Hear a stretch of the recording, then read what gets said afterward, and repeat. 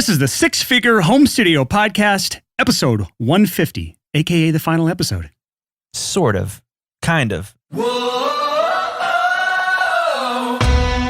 listening to the Six Figure Home Studio Podcast, the #1 resource for running a profitable home recording studio. Now your hosts, Brian Hood and Chris Graham. Welcome back to the final episode of the Six Figure Home Studio Podcast. I am your host, Brian Hood, and I'm here with my bald, beautiful, amazing, purple-shirted co-host, Christopher J. Graham. Chris, how you doing today, my friend? As always, much better after being called beautiful. I'm really pumped to hang out with you today, man. How are you doing? I'm doing good. This episode is sponsored by LaCroix Lime Flavor. Ugh. Quench your thirst. The first time I hung out with you and I visited you in Nashville, the only part that was unpleasant about that visit was that you only had lime LaCroix. That doesn't sound like me. Me and my wife started like hardcore budgeting again just because we want to make sure we are like really know where our money is going. And I looked up like order history, like bank statements and stuff. We spend like over $100 a month on LaCroix. And like every single week, we use Shipt, S-H-I-P-T. It's like a grocery ordering app because we're millennials and we're too damn lazy to go to the grocery store. Every single week, they bring no less than 5 cases of LaCroix to our house. Oh, man. Sometimes 6 or 7, and we try to get an assortment of flavors. So that's all that to say, that doesn't sound like me. But like, here's the funny thing. It's so much LaCroix that when I first started doing orders to them, I would just tell the Shipt shopper who like delivered it that I was having a party that weekend. I've said this on the podcast before, but it's an absurd amount of LaCroix that we go through. So this is where I put my money. This is what I value, is LaCroix. That's amazing. Well, I think everyone's wondering, why are we ending the podcast? So let's talk about that. No, I wanted to like keep bantering for an absurd amount of time where people are just like, get to the point. Okay, we can do that. Let's other banter. I'm just joking. Nobody is like, God, I really want more banter. You know what we could banter about is Microsoft Flight Simulator 2020. As much as our editor, James, would love that, James is an absolute aviation nerd to an extreme degree. I don't know what to say, but he's like, he can tell you anything about any plane. He knows more than anyone else I know about airplanes, which is crazy. So as much as he would love that, we're not going to do that. Let's get into the episode today. We're going to talk about a lot of things right now.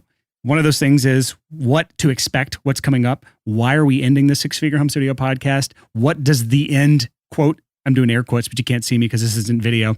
What does the end mean? And what is coming next? This is something we've been foreshadowing for the last 4 or 5 episodes. So let's actually dive into this thing. So, Chris, this is the last episode of the Six Figure Home Studio Podcast. Why don't we take a walk down memory lane first? No, we're not taking a walk. Why not? What is that going to do? Well, I mean, I just want to say, I want to go on record that when you invited me to do this podcast, when I went down to visit you in Nashville for Summer NAMM, it was my intent to do something with you.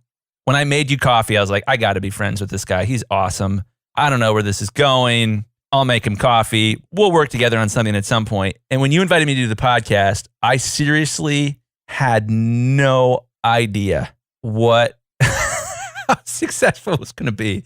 It eclipsed way beyond my wildest dreams. And that's also why we're ending it. Oh, yeah, that's okay. So good little cliffhanger there, Chris. I'll get to the point. Here's what Chris likes to do. Chris likes to ramble on about something. Ramble on! When our listeners really want to know what is like actually happening.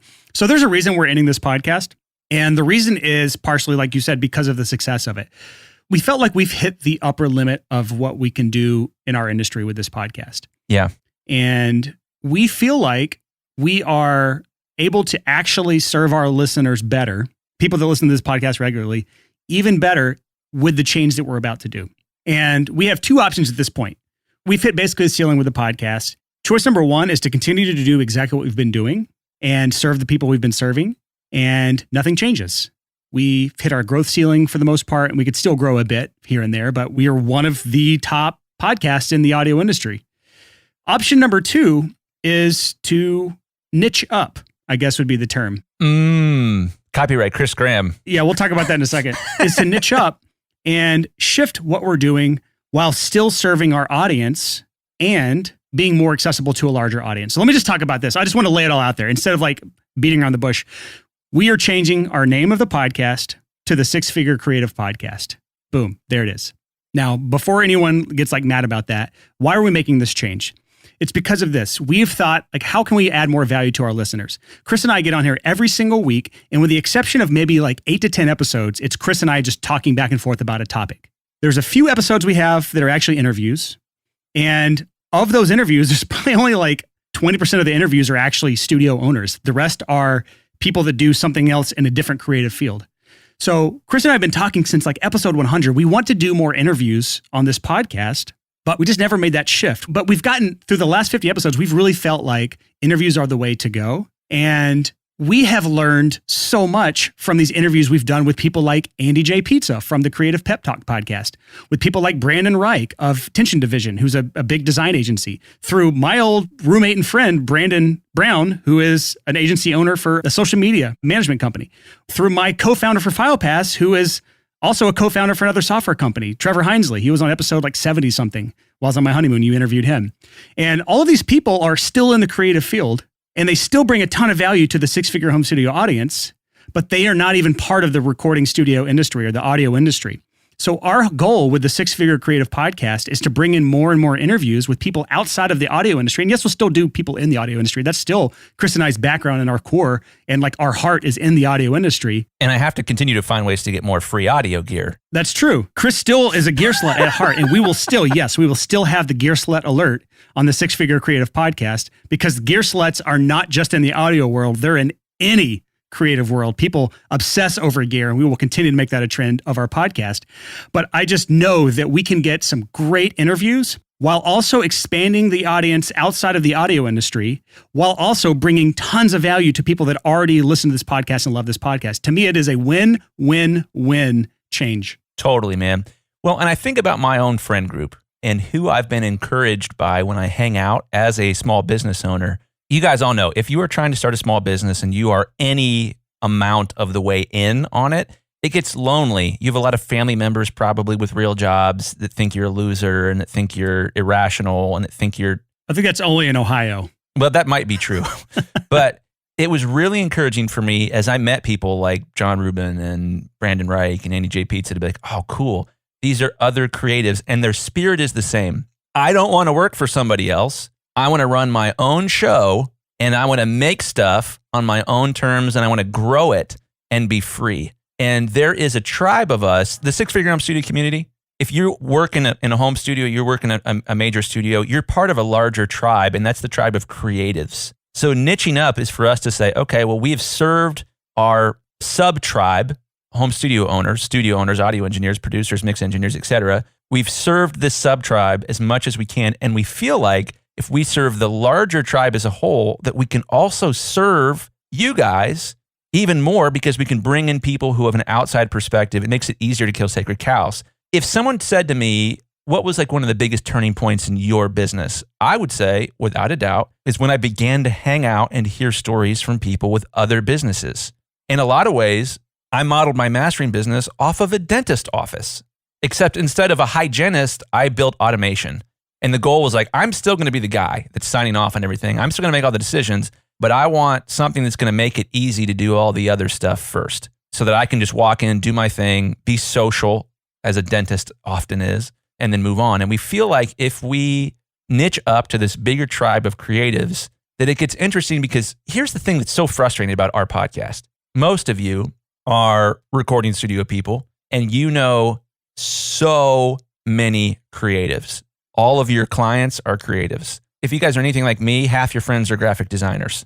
All the musicians are creatives. You're probably friends with videographers. Just people that are rock and roll, man. People that are wolves in a world of domesticated dogs, if you will. I don't know if I endorse what I just said there. I love that phrase. That's great.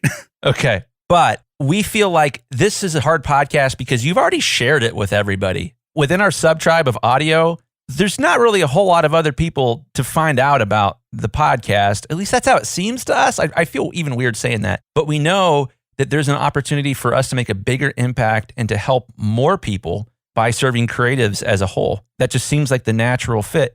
And what's been amazing is all the time, Brian and I are both getting people reaching out and saying, hey, I just, recommended your podcast to this guy that owns a brewery. Hey, I just recommended your podcast to this guy that owns a cannabis shop. Hey, I guess There's stuff outside of like. Well, let me try to say what Chris is saying here. Yes, please. Thank you, Brian. We're not going to be interviewing dentists or cannabis shop owners or people like that. That's not what we're doing. No. We're going to be serving people in the creative world, graphic designers, illustrators, videographers, photographers, people that are in the creative freelance world, and their business model is the exact same thing as yours.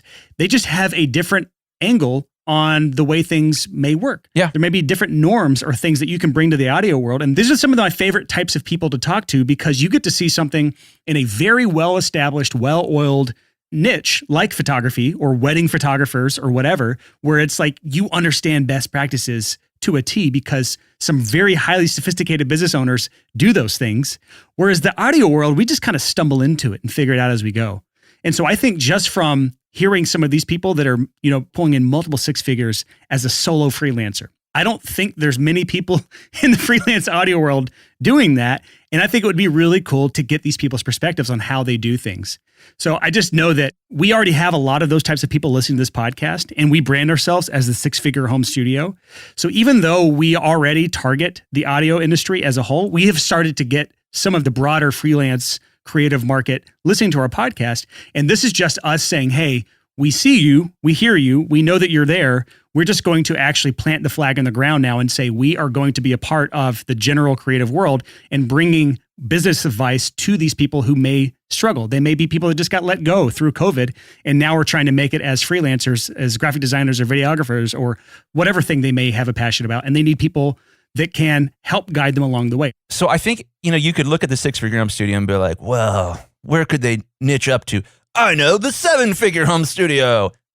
No. That's not Boo. Well, I mean, seven figures sounds great, but freedom sounds better. Doing what you love for a living sounds better. And that there are so many people like us in these other industries, videography, photography, graphic design, etc., where they have the same soul. They have the same spirit that we do, but they're doing it differently. And what we want to focus on is people that are in the service industry, people that are creatives, making things with and for other people, and that are struggling to grow their business and to make their business not drive them crazy. So we're still going to talk about tactical stuff. We're still going to talk about mindset stuff. We're still going to talk about mental health. We're still going to talk about marketing, all the same things that we're talking about. Moving forward, 90 to 95% of what we talk about will be directly applicable to your business as a studio owner. And also, likewise, anyone that finds our podcast in the future, if they're in one of these other creative fields we've talked about so far, 90 to 95% of what we've talked about in the past will be relevant to those people. This is true. This is the main reason we're making this shift. It's because we can serve 10 times more people. It's probably more like 100 times more people. Maybe, yeah. And not alienate our current listeners in any way. Yep. If anything, we're adding more value to our current listeners. So let's shift now to what our listeners can expect, because with this change comes a few things that need to be noted if you want to continue to be a part of this podcast and enjoy it. The first thing is, as of right now, we are planning to continue it on the same podcast feed. We're not going to shift to a new podcast feed, so you don't have to go find another podcast and subscribe to it. You're already subscribed to the Six Figure Creative Podcast right now.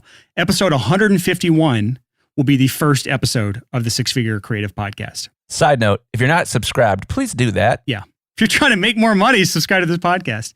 So that's the first thing, is we're going to continue on the same feed. And so if you all of a sudden see the Six Figure Creative Podcast with new art and a new title, that's because you are already subscribed to it right now, if you're subscribed to the Six Figure Home Studio Podcast. Second thing that's important to note is that we are going to have a break between, you could call it season 1 and season 2 of this podcast if you want, but there's going to be a break between episode 150 of this podcast, the one you're listening to right now, and the next podcast episode that you hear. There will be a break, and it will be, I want to say, at least a month.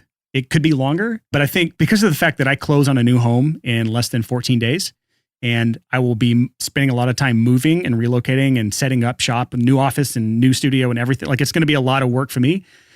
So while I'm doing that, we have to also juggle a lot of the moving parts that is basically launching a new podcast from scratch, because there's a lot of things that we have to do to get this new podcast ready. So there will be a break. So when you get to your podcast app bright and early next Tuesday morning at 6 a.m., there will not be another episode waiting for you. It will be at least 4 weeks from now, if not longer. Yeah. So, man, it'll have been about 3 years to the day that we started recording this podcast. Yeah, we started recording September 3 years ago. Yep. And it's September 17th for us, the day we're recording this. Another thing to note is that the sixfigurehomestudio.com, the website, will not be going anywhere, but we will be launching. We haven't talked about this? Yeah, we will be launching a new website. It should be sixfigurecreative.com. We'll see what happens. It'll be there.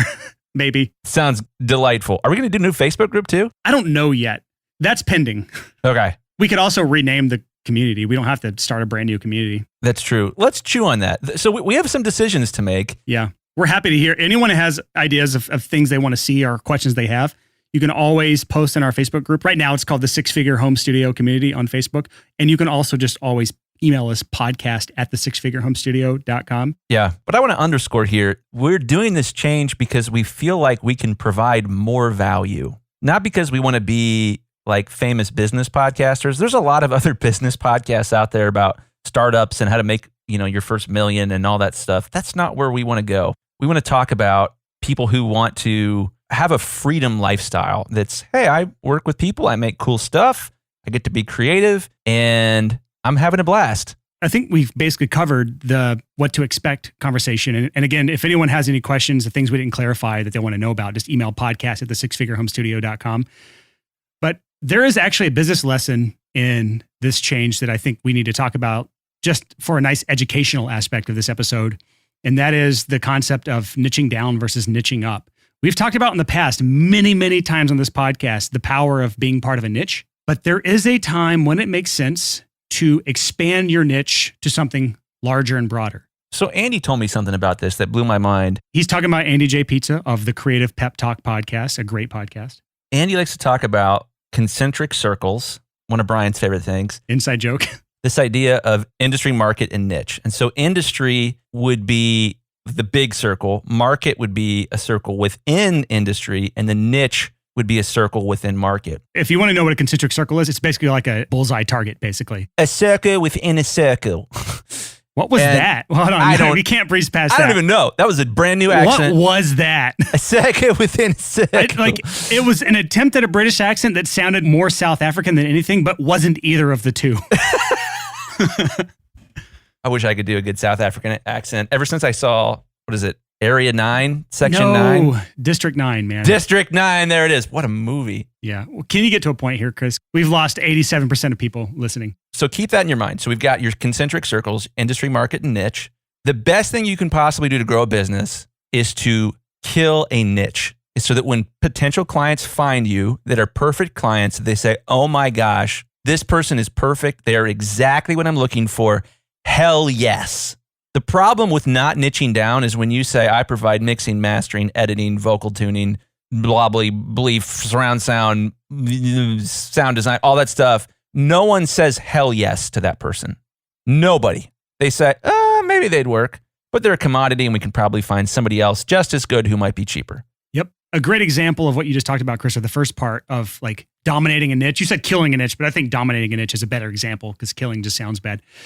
Dominating a niche is great because this podcast is an example. When someone is a studio owner and they mention having any sort of monetary or business question or problem, anyone who knows about the Six Figure Home Studio podcast is going to recommend our podcast to that person.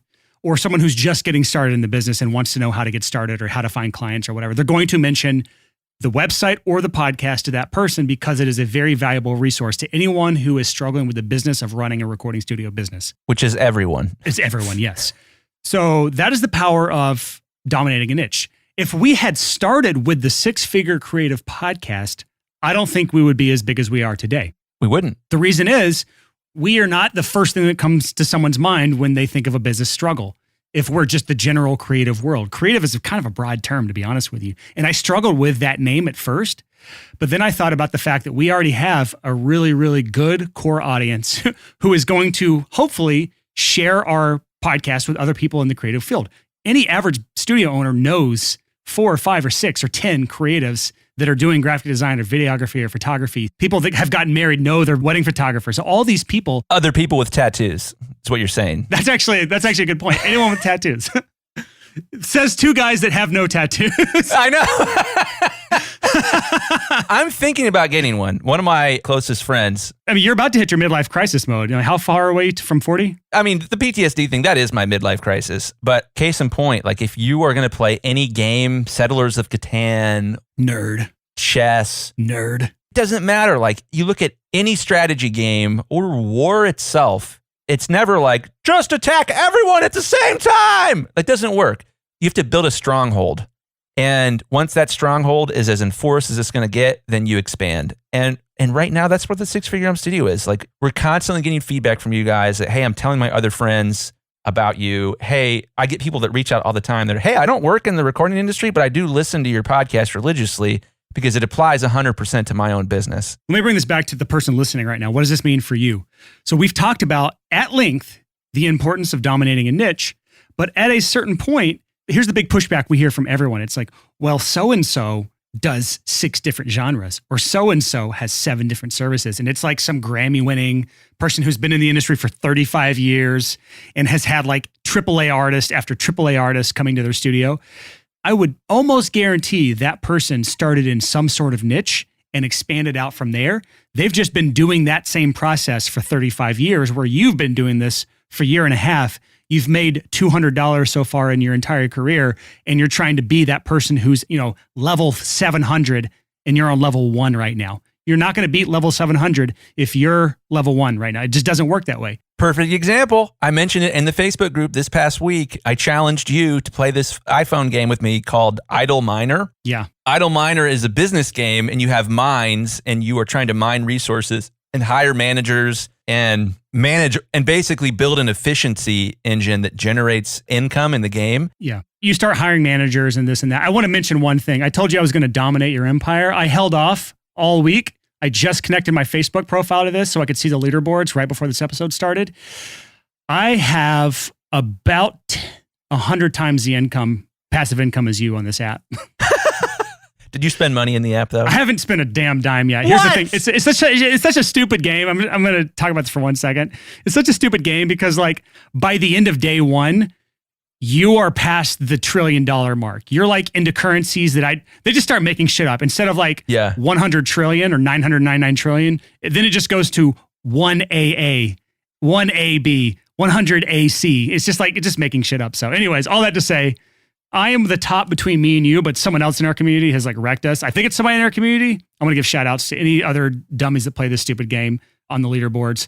Chris Hummel is by far in the lead. And then Tiki is just above me a little bit. That's amazing. Well, yeah. So we'll put a link in the description to Idle Miner. It's going to be my share link. So no, that I bro. get bonuses. Come on. This is mine. You got to use my link. And for every person that signs up, I get 5% lifetime more income. It's fake money. I don't make any money on this. Yeah, no. This is just a stupid game for us to compare our stupid selves to. I've been loving it. My son texted me this morning and said, Dad, I just got a Ruby mine. Oh my God. And I was like, oh my gosh, buddy. But it's been cool. Like this game really is a 10,000 foot view of business and supply and demand and inefficiency. Yeah, because you have to learn how to eliminate bottlenecks. You have to learn how to hire the right people. You have to learn. So I don't know how we got to this, and maybe I'll edit this part out. But the cool thing is it does teach your kids like actual business principles that are important. My son is kicking my butt. He's crushing me.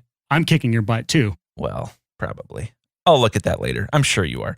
Anyways, I think what we're trying to say here, I'll try to steer us back on course, even though that's Brian's job, not mine, is as we talk about niching down, I want to come back to something I said before.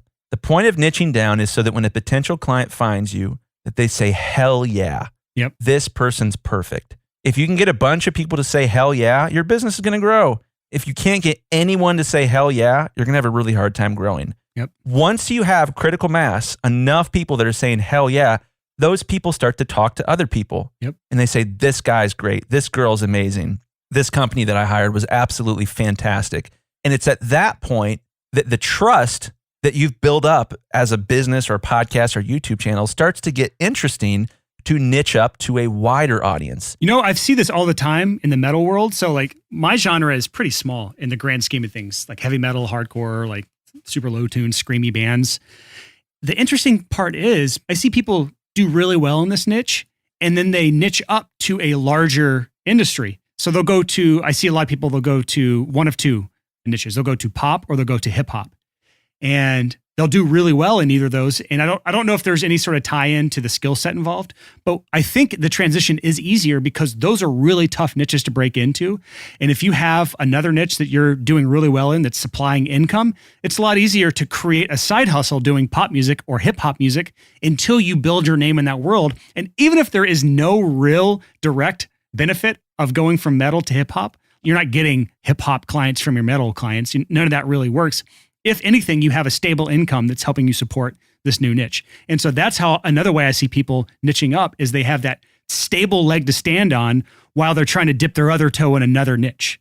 And so even if we were doing that, we would still be better off than if we were starting from scratch in a large, broad niche with no experience and no connections and no way to do that. One thing that we already have now that other podcasts don't have that are just now starting out in the design niche is we already have 300 plus reviews and ratings. And that is huge when it comes to us trying to get guests for this podcast. We already have more reviews and ratings than most creative podcasts. And so we can get guests that a lot of these other newer podcasts can't get. And so we can get some really cool creative freelancers that can come into our podcast now and teach you guys a lot of cool stuff. Yeah. So as we're talking about this, if you guys are excited about this, let's talk about it in the Facebook group. But I think there's two things that we're asking for. Well, let's call it three. One is your input on the Facebook group. Let's get conversations going about this. Two is the more reviews we get, the higher caliber of interview that we can get. To be able to get, who would be a good example of like the most ridiculous Elon Musk? We already said that if we get Elon Musk on the podcast, that's the last episode we ever do. It's true. But like an Elon Musk is not going to come on a podcast with 300 reviews. 3,000, maybe. Maybe 30,000 plus. Maybe 30,000. So we would need a lot more reviews and a lot more clout to be able to get people who are willing to share their secrets about how they niched up, about how they grew their businesses. And I keep thinking about Apple in this conversation. There's an amazing story about Steve Jobs got ousted from Apple, I want to say in like 95. He started another company called Next. Eventually, Apple was like destroyed and he came back and he got back into the company and eventually became the CEO again. And he sat down and he said, I'll tell you what, guys, we have something like, I think at the time it was like 87 different products. He said, we're going to sell 4 products. We're going to sell a portable professional computer, a portable consumer computer, a desktop professional computer, and a desktop consumer computer. And they killed all their other products. They niched down and they focused on one thing. And they went from their stock being worth like $1 to them being the most valuable company on the face of the planet. Yeah, over $2 trillion, unless stocks have slid lately, and I don't really pay attention to that. Right. In the meantime, they nailed that niche. They nailed the personal computing niche. And then they redefined what personal computing meant. And they said, let's do the iPod too. That's a computer. It's a portable computer. It does one thing. And then it was, okay, well, we got that. That's going well. Let's niche up again. What if we include in personal computing cell phones with MP3 players built into them? Okay, well, what if we do iPads? Okay, well, what if we do Apple Watches?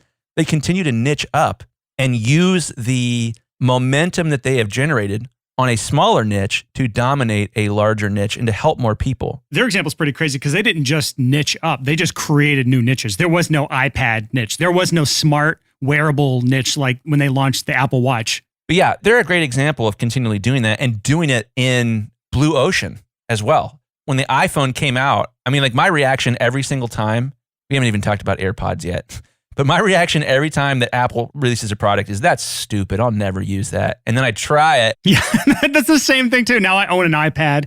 Now I will probably one day get an Apple Watch, which I don't have one and I don't really want one. But if I could only have an Apple Watch or an iPhone, I would probably go Apple Watch. I love that. But I lost my AirPods and What? I lost my AirPod Pros. New ones are getting here today. I have to have them. They are essential. Oh God, dude. That's the saddest thing. Yeah. I use mine every day for hours per day. Like for hours and hours, they're in my ears. Podcast walks, when I'm listening to music, when I'm sitting and working. Like, but case in point, there was nobody in the Bluetooth earbud market. Apple has something like 85% of the market locked up with AirPods or AirPod Pros. Yeah. They created that niche. It was blue ocean. And that's kind of what we hope that we're doing on some level. We know that there are other business podcasts in the creative space. The last thing we want to do is just be a business podcast. Like, how many business podcasts are out? Like, there are so many.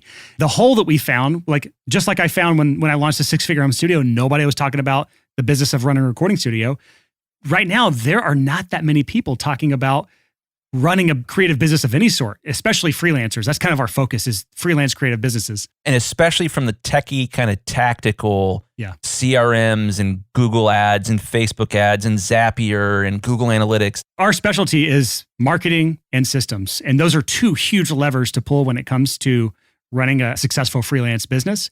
And so it's going to be really interesting to see how those play into the businesses that we interview on the podcast moving forward. If you go back to listen to episode 1 of this podcast, Chris and I talked a lot about doing mostly interviews. We talked about doing hot seats for people. Those are two things we never really did. Most episodes are Chris and I just talking. So I can't see us moving away from that completely.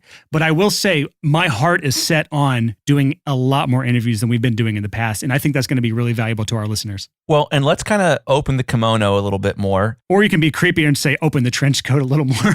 Open the trench coat. Let's sort of like be vulnerable here. There are other reasons we're doing this as well.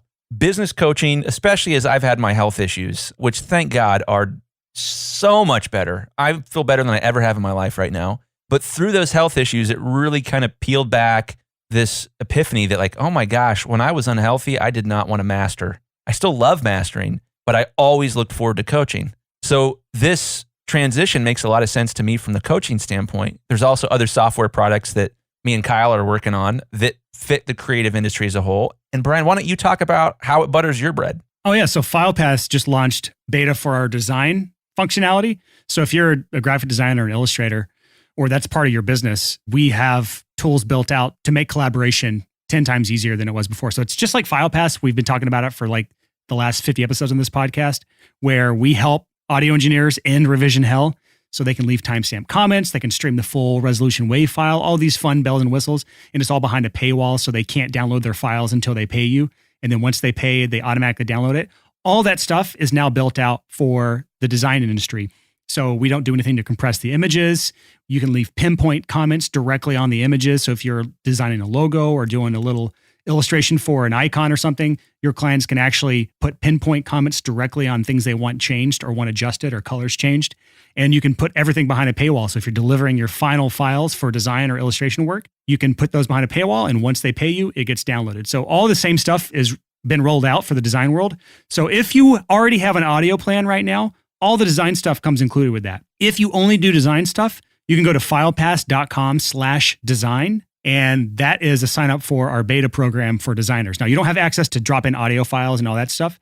And the reason we do that is because the design plans are considerably cheaper than the audio plans. And that's because streaming WAV files, surprise, is really expensive. So we have to charge more for the FilePass audio plans than we will be moving forward with the design plans. So yeah, either way, if you are a designer or you know a designer, just tell them to go to filepass.com/design. And this is a huge part of why I think it makes sense for us to transition into the creative industry, because we can continue to serve our current people in the audio world and broaden it up to people that are designers or illustrators as well. So I just think it's a win-win-win all around, like I said. Yeah, I'm super excited because it's, for me, if I'm going to a party, I don't I'd love to go to a party at least a couple times a year that's all audio folks. But what's really fun is when you have a wide variety of creatives. Yeah. A wide variety of people that are doing cool stuff on their own terms. That's our tribe. Well, remember we were supposed to do earlier this year, we were going to try to do in the springtime, the 6-figure home studio retreat. We were going to do it maybe up in Jackson Hole or somewhere cool. And then COVID hit and those plans just went to crap. And now who knows when COVID's going to be at a place where we can actually reschedule that trip, but it will actually be really cool to see what that trip could look like next year. Oh, dude, that'd be so fun. Yeah, where we might actually have a mixture of creatives that are all doing similar freelance businesses, but can help each other in more interesting ways because there's actual collaborative piece. You may be able to find people that are part of your team now. People that are going to do graphic design for your clients. Videographers are going to help your clients do music videos. All these sorts of things comes up with so many more ways that you can work together, and not just in the audio world, because a lot of people, if you're two mixing engineers, there's only so many ways you can help each other, of course, with advice and stuff, but not with sharing clients. Well, but they can also hurt each other. Yeah, that's true. If they both say, well, man, the only way to really professionally mix is to use analog. I would point them to episode 149 of the podcast where we talked about tool thinking versus problem thinking. But yeah, you're right. Right. But my point there is when you get people that are all thinking in the same way, they're all using the same tools, you get stagnancy. That's the big thing. And I feel like if I'm being 100% honest and vulnerable on this podcast right now, I feel like we have stagnated on this podcast the last 15, 20 episodes a bit. A little bit. I think you and I didn't really come up with this idea until like 5 or 6 episodes ago. Yeah, it was pretty recent. It was relatively recent. And I think Chris and I have not been as excited about this podcast as we have been since we came up with this idea to shift to the six-figure creative. When we had that, I think that breathed so much life into Chris and I as to what we can see looking forward, what this looks like. I think it's going to open, it's not just going to help our listeners, it's going to help us as well continue to bring our best stuff to this podcast. Yeah. If there's a secret to this podcast, it's that Brian and I have fun. True. And this will make it more fun for us. Yeah. So anything to wrap up, or is that it? I mean, but I don't know what else we need to talk about. Well, I think that's it, but I think we would be doing our audience a disservice to not talk about when to know when it's time for you to niche up in your own business. That's a tough one because like there are some false positives that you may hit. You may hit these signs and it'll say, okay, it's time for me to niche up. I'd say the number one sign is that you've hit a ceiling in the niche that you're in. Like you've hit up against that ceiling, and there's 2 things you can do when you hit that ceiling. One is work harder and break through the ceiling, because sometimes it's a pretty easy ceiling to break through. And so if you try to shift to a completely different niche after hitting that ceiling, you're going to hurt yourself. And so business is hard. You're going to hit plateaus in your business constantly. And so that's the potential shortcoming of telling you to expand your niche, is that you've just hit a plateau. It's temporary. You need to work through it. You need to try something new. You need to maybe hire a coach, work with Chris if you want some fresh outside input.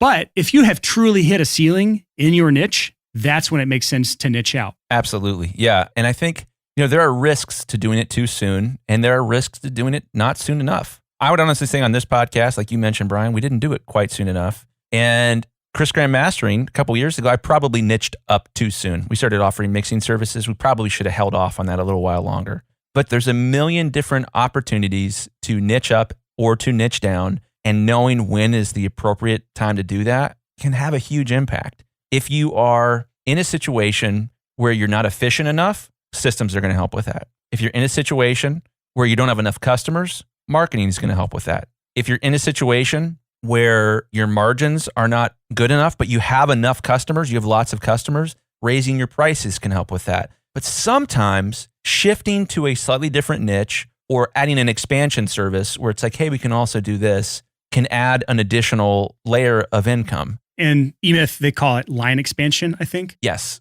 Line extension. Line extension. And it's a very dangerous thing as well. They talk about that's the number one killer of businesses as well. Yeah. So it's something you have to do that's very, very cautiously, but it's also very, very powerful to be in a situation and to say, you know what? I've got some more time. I'm a little bit bored. I'm going to do something new. And that's honestly the Six Figure Home Studio podcast was that for me. Business was humming when I launched this podcast with you, and I was looking for other ways to kind of keep myself excited and engaged and in community. And it wasn't like a grand strategy. It was just like, hell yeah, Brian's fun to hang out with. I'd love to hang out with him once or twice a week. Can you imagine if we wouldn't have started this podcast?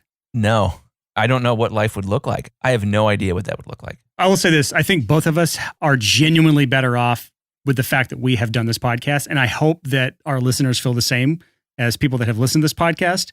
And we're hoping that this shift to the Six Figure Creative Podcast is going to open up the doors to more and more people that have that same exact experience where, hey, my life is different. It's better now. And I can't imagine life without that. And I'm not saying that we are anything special to bring that to people, but I think that some of the guests we bring on, I think it's some of the things we talk about. It's just like, I want this to be a rising tide that lifts all ships with everyone involved. And I'm excited to see what comes of this shift in the future. And I hope our listeners are on board with this, because if they're not, I'm going to be really bummed. I know. Yeah, that's really what it depends on. If you guys are behind this will go really well. If you're not, it won't. And one of the things to kind of keep in mind there too is we're doing this because we genuinely think we can serve you more, you listener, more by doing this. We can provide better content. We can help you look at this from a different angle. This would be a completely different podcast that is completely separate from the Six Figure Home Studio podcast if we didn't think that we could still serve our audience just as well, if not better, with this change. That's why it's on the same podcast feed, is because we genuinely, in our heart, we know we can do you all justice with this new podcast. So if you have feedback for us, we would love to hear you in one of two ways. Again, the Six Figure Home Studio community, at least that's what it's called right now. Maybe we change the name in the future, or email us podcast@thesixfigurehomestudio.com. So between now and the launch of the Six Figure Creative Podcast, make sure you join our Facebook community called the Six Figure Home Studio. I've mentioned it several times.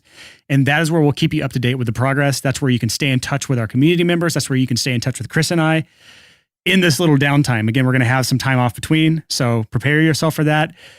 That is all I have for you today. Yeah. Join the Facebook community. We think Facebook is a dumpster fire, but our Facebook community is fantastic. It's the shining light in the dark waters of Facebook. I mentioned I used to be a beekeeper as a hobby. I love that random ass fact about you. And as I've thought back to when I was the most healthy, it was when I was working with my bees. Can I quote you on that? Like, yes. Well, it's not like a subtle distinction, but when you're sitting there with a bunch of bees, you're listening to them. And as an audio engineer, as a mastering engineer, I'm paying close attention to the sound of 50,000 bees humming. And it changes based on their stress levels. And as you're working with the bees, you're moving very slowly, especially for those of you bee nerds out there. I was really into not Langstroth hives, but Kenyan top bar hives, which are very hippy dippy. Oh, dude, those are the best. Yeah, I love Kenyan top bar hives. Yeah. Oh, yeah. So great. But you come in the back of the hive. Is that gear? Is that bee gear? No, I made it. So. Oh, wait, does that warrant a gear sled alert? No, it's not a company. It's a style. Okay, got it. Okay, fair enough. At least I think that's true. You've avoided the first ever gear sled alert for bee stuff. When I was working with the bees, you would have to consciously suppress your fight or flight drive because it's like, hey, there's 50,000 things with a poisonous dart on their ass and you are in their home taking it apart. And if you move too fast or too aggressively or you make too much noise or you don't, they sense your fear. You will have a very visceral reminder to calm down. They'll sting you. All right, I have a couple questions here. Yes. First question is, are you not wearing a full bee suit? Well, at first I started wearing a full bee suit, but as I get better at this, I stopped wearing a bee suit. I showed up with no shirt and shorts, and I'd open up my beehive and start working on it. I got stung one time. All right, second question now is, what is the point of this?